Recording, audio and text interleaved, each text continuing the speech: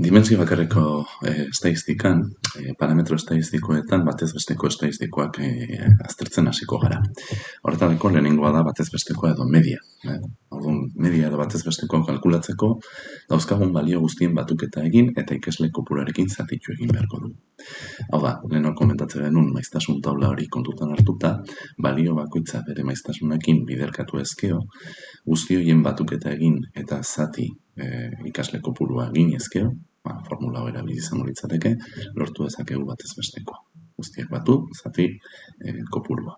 Hala ere, kasu hauetan Excelen egin daitezken horrelako kalkuluak nahiko errex. Demagun horrako taula bat daukagula balio desberdinekin eta balio guzti horien batez bestekoa bilatu nahi dugula. Eta zelda hontan jarri nahi dugula.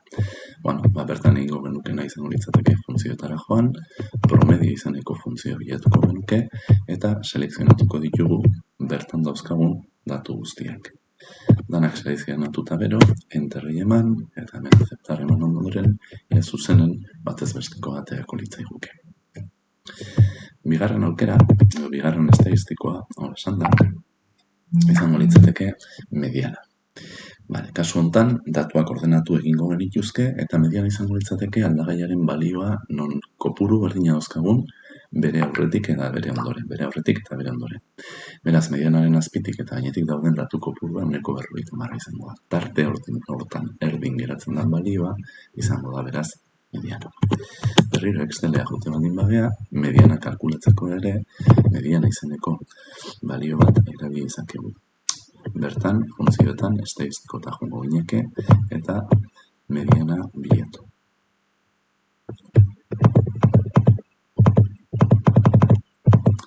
Pixkat bera horreko litzateke, berekin bilatzen dugu eta mediana bentsi dauka.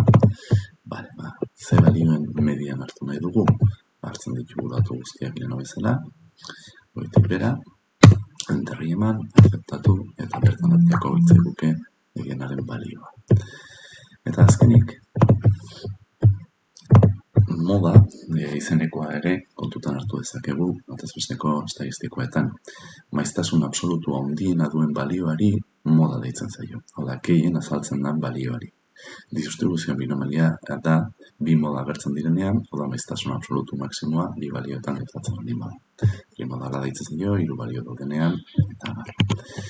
Berriro Excelera bueltatuz, moda kalkulatu nahi izango bagenu, funtzioetara joan, estatistikotan sartu, moda bilatuko genuke, zuzenen hemen jarrita, hala, leheno bezala, berago jarrita.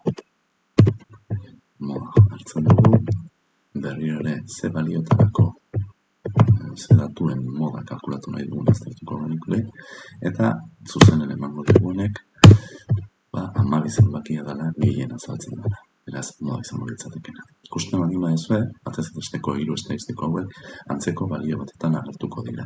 Gero eta datu gehiago izan, gero eta antza gehiago izango dute. Oso ondo, mila esker, azalpena entzutagatik.